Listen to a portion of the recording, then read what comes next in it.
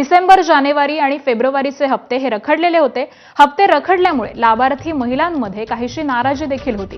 बुलढाण्यामध्ये तर महिला बालकल्याण विभागाच्या कार्यालयामध्ये त्यांनी धडक मारलेली होती, आंदोलन पुकारलेलं होतं आणि त्यानंतर आता डिसेंबर, जानेवारी आणि फेब्रुवारीचे जे हप्ते रखडलेले आहेत त्याची 4,500 रुपयाची रक्कम ही लाडक्या बहिणींच्या खात्यामध्ये जमा होणार आहे. पैसे जमा झाले का?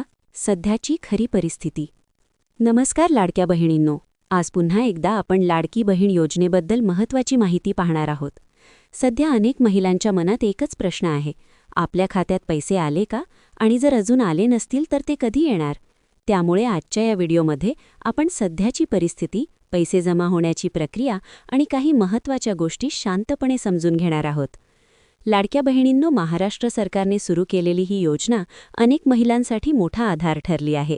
घर खर्च, मुलांचे शिक्षण, दैनंदिन गरजा या सर्व गोष्टींसाठी थोडी आर्थिक मदत मिळावी हा या योजनेचा उद्देश आहे. त्यामुळे राज्यभरातील लाखो महिलांनी या योजनेचा लाभ घेतला आहे. पण अनेक वेळा असे होते की काही महिलांच्या खात्यात पैसे लवकर जमा होतात आणि काहींच्या खात्यात थोड्या उशिराने येतात. त्यामुळे काही जणी चिंतेत पडतात की आपले पैसे थांबले तर नाहीत ना? प्रत्यक्षात सरकारी योजना असल्यामुळे पैसे जमा करण्याची प्रक्रिया टप्प्याटप्प्याने केली जाते. यामध्ये सर्वप्रथम लाभार्थींची माहिती तपासली जाते. अर्ज करताना दिलेली माहिती, आधार क्रमांक, बँक खात्याची माहिती आणि इतर कागदपत्रांची पडताळणी केली जाते. ही प्रक्रिया पूर्ण झाल्यानंतरच पैसे थेट बँक खात्यामध्ये पाठवले जातात. काही वेळा बँकेकडूनही प्रक्रिया पूर्ण होण्यासाठी थोडा वेळ लागू शकतो. उदाहरणार्थ, जर एखाद्या खात्याशी आधार लिंक नसेल किंवा KYC पूर्ण नसेल तर पैसे जमा होण्यास विलंब होऊ शकतो. त्यामुळे बहिणींनो, सर्वप्रथम तुमचे बँक खाते व्यवस्थित आहे का हे तपासणे खूप महत्त्वाचे आहे. अनेक ठिकाणी महिलांनी बँकेत जाऊन खाते तपासण्यास सुरुवात केली आहे. काही जणी पोस्ट ऑफिसमध्येही चौकशी करत आहेत. कारण या योजनेमुळे अनेक महिलांना आर्थिक मदत मिळत असल्याने सर्वांनाच आपल्या खात्यात पैसे कधी येणार याची उत्सुकता असते. जर तुमच्या खात्यात अजून पैसे आले नसतील तर घाबरण्याची गरज नाही, कारण प्रक्रिया अनेक टप्प्यांत केली जाते. काही जिल्ह्यांमध्ये आधी पैसे जमा होतात आणि नंतर इतर जिल्ह्यांमध्ये हप्ते पाठवले जातात. त्यामुळे थोडा संयम ठेवणे आवश्यक असते. तसेच बहिणींनो, तुमच्या मोबाईल नंबरवर बँकेकडून येणारे मेसेज तपासत रहा, कारण पैसे जमा झाले की अनेक वेळा बँकेकडून संदेश येतो. जर असा संदेश आला तर लगेच तुमच्या खात्यात पैसे जमा झाल्याची माहिती मिळते.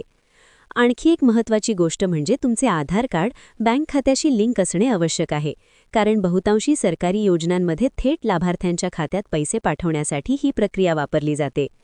लाडक्या बहिणींनो, या योजनेबाबत अनेक अफवा देखील सोशल मीडियावर पसरतात. त्यामुळे कोणतीही माहिती मिळाली की ती लगेच खरी आहे असे समजू नका. नेहमी अधिकृत माहिती किंवा विश्वासार्ह स्रोत तपासणे महत्त्वाचे आहे. या योजनेचा उद्देश महिलांना आर्थिक मदत देणे हा आहे. त्यामुळे पात्र महिलांना लाभ मिळावा यासाठी सरकारकडून प्रक्रिया सुरू असते. कधीकधी पडताळणी किंवा तांत्रिक कारणांमुळे थोडा विलंब होऊ शकतो. म्हणूनच बहिणींनो, जर तुम्ही या योजनेचे लाभार्थी असाल तर तुमचे कागदपत्र व्यवस्थित ठेवा, बँक खाते सक्रिय ठेवा आणि आवश्यक असल्यास KYC प्रक्रिया पूर्ण करा. त्यामुळे पुढील हप्ते मिळण्यात अडचण येणार नाही. शेवटी इतकंच सांगू इच्छिते की या योजनेबाबत नवीन माहिती किंवा अपडेट आली की ती आपल्याला समजून घेणे महत्त्वाचे आहे. त्यामुळे पुढील अपडेट मिळताच लाडक्या बहिणींसाठी दिलासादायक बातमी. गावातील महिलांनी स्थापन केलेल्या बचत गटांना आता कोणतेही तारण किंवा जामीनदार न देता बँकांकडून 25 लाखांपर्यंत कर्ज मिळणार आहे.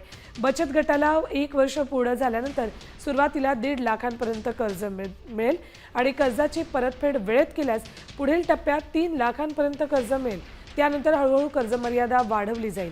3 लाखापर्यंतचं कर्ज वार्षिक 7% व्याजदराने उपलब्ध होईल.